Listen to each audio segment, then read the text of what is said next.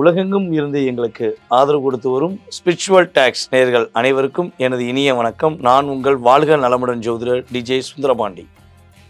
தற்போது நம்ம என்ன பார்க்க வரோம், என்ன விஷயத்தை பேச வரோம் அப்படிங்கிறத நீங்கள் கவனிக்கிறத எனக்கு நல்லா தெரியுது. ஒரே ஒரு விஷயம், நம்ம இந்த 2025 சனி பகவான் திருக்கணித முறைப்படி மீன ராசிக்குள்ளே வந்துட்டார் அப்படின்னு நம்ம ஆல்ரெடி வீடியோ போட்டுட்டோம். நிறைய ஆதரவு கொடுத்தீங்க. நிறைய பேர் பார்த்திங்கன்னா, ஐயா நீங்கள் சொன்னதெல்லாம் நடந்துச்சுன்னு சொல்லி கமெண்ட்ஸ் கொடுத்தீங்க. ஸோ இப்போ என்ன நடக்குன்னா, கிட்டத்தட்ட ஒரு 2 மாத காலமாக நம்மளுடைய நேர்கள் பல அன்பர்கள் சார் இப்போ வாக்கியப்படி அவர் மீனராசிக்குள்ளே வர்றாரு அப்படின்னா எப்படி இருக்கும், என்னென்ன மாற்றங்கள் ஏற்படும்னு சொல்லி எங்களுக்கு சொல்லுங்கள். ஏன்னா நாங்கள் வாக்கிய கணித பஞ்சாங்கம் தான் பார்த்துக்கிட்டு இருக்கோம். எங்களுடைய ஃபாலோஅப் எங்கள் ஜாதகமே அப்படி தான் இருக்குது. ஸோ அதன்படியில் எங்களுடைய வாழ்க்கையில் நம்மளுடைய சனி பகவான் என்ன கொடுக்க போகிறாரு, என்ன மாற்றத்தை கொடுக்க போகிறாரு அப்படிங்கிறத சொல்லி சொன்னாங்க. சரி, நம்ம ராசியின் அடிப்படையில் சொல்லிட்டோம். இப்போ நம்ம வாக்கிய பஞ்சாங்கப்படி நட்சத்திரத்தின் அடிப்படையில் உங்களுடைய வாழ்க்கை எப்படி மாறப்போகுதுங்கிறத என்னுடைய கணிப்பின் ரீதியாக உங்களுக்கு கணிச்சு வந்திருக்கேன். ஸோ வீடியோ முழுமையாக பாருங்கள், ரொம்ப உங்களுக்கு பயனுள்ள விஷயமா இருக்கும்.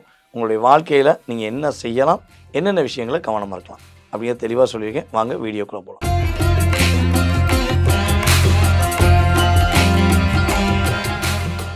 ரிஷப ராசி அன்பர்களுக்கு நம்மளுடைய சனி பகவான் என்னென்ன மாற்றங்களை ராசிக்கு 11ஆம் இடத்தில் அமர்ந்து என்னென்ன மாற்றங்களை கொடுக்க போகிறார் வாக்கிய பஞ்சாங்கப்படின்னு சொல்லி பார்க்க போகிறோம்.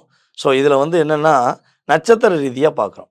ஸோ அப்படி பார்க்கும்போது ரிஷப ராசியில் உள்ள கிருத்திகை நட்சத்திரக்காரர்களுக்கு சனி பகவான் ராசிக்கு 11ஆம் இடத்தில் அமர்ந்து என்னென்ன மாற்றங்களை கொடுக்க போகிறான்னா, உங்களுக்குள்ள நிறையா எனர்ஜி பவர் கிடைக்கும்.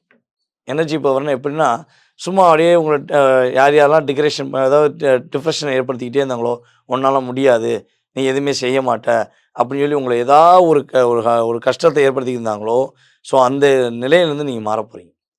உங்களால் தான் முடியும் அப்படிங்கிறத நீங்கள் ஃபஸ்ட்டு உங்கள் கண்ணாடியை பார்த்து நீங்கள் பேச ஆரம்பிங்க. உங்களால் மட்டும்தான் முடியும்.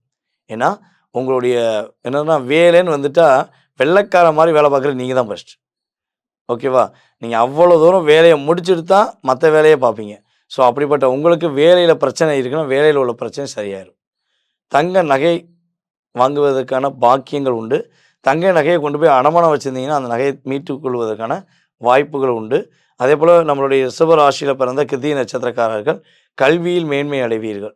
இப்போ புதுசாக ஏதாவது ஒரு படிப்பு படிக்கிறதுக்கான வாய்ப்புகள் உண்டு.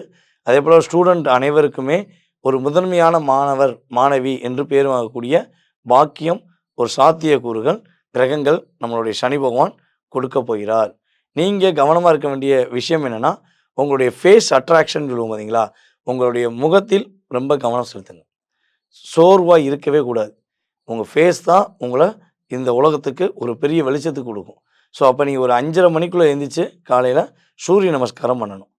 அதே போல் பார்த்திங்கன்னா, உங்களுக்குள்ளே நீங்களே உங்கள் கண்ணாடியை பார்த்து சொன்ன மாதிரி தான் கண்ணாடியை பார்த்து நீங்கள் உங்களே என்ன பண்ணணும், ஸ்ப்ரெட் பண்ணணும். உன்னால் முடியும், உன்னால் செய்ய முடியும் அப்படின்னு நீங்கள் சொன்னீங்கன்னா உங்களுடைய எனர்ஜி பவர் கூடும். அதை விட்டு சோர்வாக இருந்தீங்க அப்படின்னா உங்களுடைய செயல்பாடில் சின்ன சின்ன சிக்கல்கள் வரும். அதே போல் கண்ணியம் அப்படின்னு சொல்லுவோம், கண்ணியத்தில் உங்களை டிஸ்டர்ப் பண்ணுவாங்க. நீங்கள் எதை உங்களுடைய மிகப்பெரிய தூணாக இதுதான் என்னுடைய லட்சியம் அப்படின்னு வச்சுருப்பீங்களோ அதில் டிஸ்டர்ப் பண்ணுவாங்க. ஏதாவது ஒரு டிஸ்டர்பன்ஸ் ஏற்படுத்துவாங்க. அதில் எக்காரணத்தை கொண்டு நீங்கள் பின்வாங்கக்கூடாது. நீங்கள் கடமை தவறாமல் கண்ணியம் தவறாமல் நீங்கள் கரெக்டாக இருந்தீங்கன்னா சனி பயிற்சி உங்களுக்கான பயிற்சி.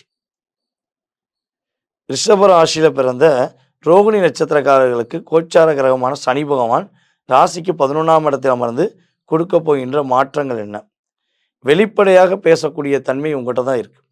எதையுமே வெளிப்படையாக பேசுவீங்க. நம்ம ரோகிணி நட்சத்திரக்காரங்க ஒரு இடத்துல இருக்காங்கன்னா அவங்கள்ட்ட உண்மை தன்மை தான் இருக்கும். ஒளிமுறைவாக பேச தெரியாது. இன்றைக்கி ஒரு சொல்கிறது, நாளைக்கு ஒன்று சொல்கிறது இல்லைங்க, நான் இப்படித்தான், என் கேரக்டர் ஓகேவா இல்லையா, நான் ஃபாலோ பண்ணுங்கள் அப்படின்னு அதை சொல்கிற விதமும் ஒரு பணிவாக அன்பாக அந்த சந்திரனுடைய இலக்கணத்தில் பேசுவீங்க. ஸோ அப்படிப்பட்ட உங்களுக்கு நிறைய போராட்டங்கள், நிறைய குழப்பங்கள் இருந்துச்சு. ஸோ அதை விட்டு நீங்கள் வெளியே வர போகிறீங்க. சனி பகவான் எங்கெல்லாம் உங்களுக்கு தடையாக இருந்ததோ, யாரெல்லாம் உங்களுக்கு தடையாக இருந்தாங்களோ அத்தனை வரை என்ன பண்ண போகிறாரு, விரட்டி அடிக்க போகிறார்.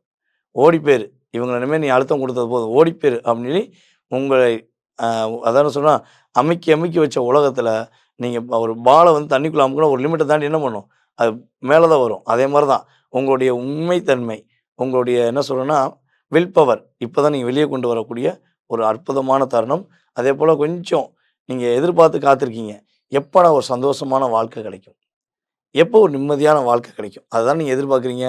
ஸோ அந்த எதிர்பார்க்குற ஒரு சந்தோஷமான வாழ்க்கை, ஆடம்பர வாழ்க்கை, அடுத்து மகிழ்ச்சியான வாழ்க்கை அனைத்தும் சனி பகவான் மூலமாக நம்மளுடைய ரோகிணி நட்சத்திரக்காரர்களுக்கு இந்த சனி பெயர்ச்சி மூலமாக கிடைக்கப் போகிறது. நீங்க கவனமா இருக்க வேண்டிய விஷயங்கள் என்ன அப்டின்னா, மேக்ஸிமம் வந்து பார்த்தீங்கன்னா, உங்களுடைய ராசிய சனி பகவான் பார்க்காரு. தேவையில்லாத நபர்களை பக்கத்தில அண்ட விடாதீங்க. யாரெல்லாம் உங்கள வந்து டிஸ்கரேஜ் பண்ற மாரி, அல்லது உங்க தேவைக்கு யூஸ் பண்ற மாரி இருக்காங்களோ, அவங்கள டிஸ்கனெக்ட் பண்ணுங்க. அவங்கட்ட கொஞ்சம் கவனமா இருங்க. அதேபோல டாக்குமெண்ட் விஷயங்கள கையெழுத்து போடும்போது, ரொம்ப ரொம்ப கவனமா கையெழுத்து போடுங்க. இந்த 2 விஷயம் தான். நீங்க கரெக்ட்டா ஃபாலோ பண்ணீங்கன்னா, வெற்றி உங்களுக்கே. ரிஷப ராசியில பிறந்த மிருகசீரிஷம் நட்சத்திரக்காரர்களுக்கு சனி பகவான் ராசிக்கு 11ஆம் இடத்தில் அமர்ந்து என்னென்ன மாற்றங்களை கொடுக்க போறார் அப்படிங்கும்போது, பொருளாதாரம், தொழில் சார்ந்த விஷயங்கள், கடன் பிரச்சனை. இந்த 3மே உங்கள விட்டு சற்று அப்படியே தள்ளி டிஸ்டன்ஸ மெயின்டெயின் பண்ண போகுது. இது ஒரு பெரிய ஒரு டிப்ரஷன் உங்களுக்கு. நான் எனக்காண்டி கடன் வாங்கலங்க. வாங்கி குடுத்தேன். மகராசன் வாங்கிட்டு ஓடி போய்ட்டான். வாங்கி குடுத்தேன் மகராசி ஓடி போய்ட்டா. அப்படிங்கிற ஒரு அழுத்தத்தில தான் நீங்க இருக்கீங்க. ஸோ அந்த அழுத்தம் உங்கள விட்டு கடந்து வரப்போகுது. அதுக்கடுத்து வந்து பார்த்தீங்கன்னா, அந்த மிருகசீரிஷ நட்சத்திரத்தோட பெரிய இயல்பான குணம் என்னன்னா, அது ரிஷபராசியில உள்ள மிருகசீரிஷ நட்சத்திரத்தோட இயல்பான குணம் என்னன்னா, அப்படி பார்க்க அப்படி இருப்பீங்க. நான் யார் தெரியுமா? அப்படின்னா ஆணா இருந்தாலும் சரி, பெண்ணா இருந்தாலும் சரி இப்படி இருப்பீங்க. ஆனா இளகிய மனசு. உங்க மனச அப்படியே என்ன சொல்றது ஷார்ட்டா அப்படியே அன்புக்கு கட்டுப்பட்டுருவீங்க. கோவமா இருக்க மாரி உங்க ஃபேஸ காட்டுவீங்க. ஆனா உண்மையிலே ரியாலிட்டியாவே ஒரு குணம், பாசம் அப்படின்னு வந்துட்டா இறங்கிருவீங்க. ஸோ அப்படிப்பட்ட உங்களுக்கு என்ன அழுத்தங்கள குடுத்தா நீங்க லாக் ஆவீங்கன்னு சொல்லி லாக் பண்ண விஷயங்கள் ரிலீஸ் ஆகப்போகுது. உங்க லைஃப் பெரிய மாற்றத்தை, பெரிய முன்னேற்றத்தை சந்திக்கக்கூடிய ஒரு வாய்ப்பு, சுறுசுறுப்பா இயங்கக்கூடிய வாய்ப்புலாம் கோச்சார கிரகங்கள் சனி பகவான் குடுக்க போறார். நீங்க கவனமா இருக்க வேண்டிய விஷயம் என்னன்னா, எங்கேயாவது பயணம் செய்றீங்கன்னா, ப்ராப்பரா டாக்குமெண்ட்லாம் எடுத்து வச்சுக்கோங்க. அதேபோல பயணம் செய்வதற்கு முன்னாடி எங்க போறீங்க, என்ன பண்ண போறீங்க ஒரு ஷெட்யூல் போட்டு வச்சுக்கோங்க. அது ரொம்ப ரொம்ப முக்கியம். அதேபோல உங்க அம்மாவுடைய உடல் ஆரோக்கியம் சார்ந்த விஷயங்கள்ல கொஞ்சம் கவனம் செலுத்துங்க. ஸோ இதில மட்டும் நீங்க கவனமா இருந்தா போதும். மாற்றமும், ஏற்றமும் இந்த சனி பெயர்ச்சி காலங்கள் உங்களுக்கே என்பது உறுதி. ரிஷபராசி அன்பர்களுக்கு 3 நட்சத்திரக்காரர்களுக்கும் இந்த சனி பகவான் 11ஆம் இடத்தில் அமர்ந்த காலத்தில் நீங்க என்ன வழிபாடு செய்யணும்னா, துர்க்கை அம்மன் வழிபாடு பின்பற்ற வேண்டும். துர்க்கை அம்மன கைப்பிடிச்சுக்கோங்க. உங்களோட லைஃப்ல பெரிய மாற்றம், முன்னேற்றம் உண்டு. நேயர்களே, தற்போது வரை நீங்க பார்த்தது நம்முடைய சனீஸ்வர பகவான் கும்ப ராசியிலிருந்து மீன ராசிக்குள்ள மார்ச் மாதம் 6ஆம் தேதி வாக்கிய பஞ்சாங்கப்படி அவர் பயணத்தை தொடங்குறார். அப்ப சனி பகவான் என்றாலே ஒரு பதட்டமும், பயமும் எல்லாருக்குமே இருக்கு. நான் ஒரு விஷயம் சொல்றேங்க. நீங்க உண்மையானவங்க, நேர்மையானவங்க. உங்களுக்கு எந்த பாதிப்பும் சனி பகவான் குடுக்க மாட்டார். அதை தாண்டி உங்கள கஷ்டப்படுத்துறவங்களுக்கு, உங்கள காயப்படுத்துறவங்களுக்கு ஒரு பாடத்தை குடுப்பதற்காக தான் சனி பகவான் வரார். உங்கள சுயநலமா பயன்படுத்திக்கிட்டு இருக்காங்க. அது கூட நீங்க தெரியாம இருக்கீங்க. அந்த சுயநலவாதிகளுடைய சுய ரூபத்தை காட்டுவதற்கு தான் சனி பகவான் டிராவல் பண்றார். ஸோ இப்படி எடுத்துக்கோங்க. நீங்க உங்களுக்குள்ள தாழ்வு மனப்பான்மை வேண்டாம். தப்பு செஞ்சுட்டு தாழ்வு மனப்பான்மையோட இல்லாம இருக்காங்க பார்த்தீங்களா, அவங்களுக்கு ஒரு பாடம் புகட்டக்கூடிய நிலைமை வரப்போகுது. நீங்க மன தைரியத்தோட செயல்படலாம். இன்னொரு விஷயம் வந்து பார்த்தீங்கன்னா, இது வந்து கோச்சார கிரகங்கள் ரீதியாக எடுத்த செயல்பாடு. இதை தாண்டி உங்க சுய ஜாதகம் இருக்கு. இது வந்து ஒரு 20லேருந்து 30% கூட உங்களுடைய வாழ்க்கையில டிராவல் பண்ணும்.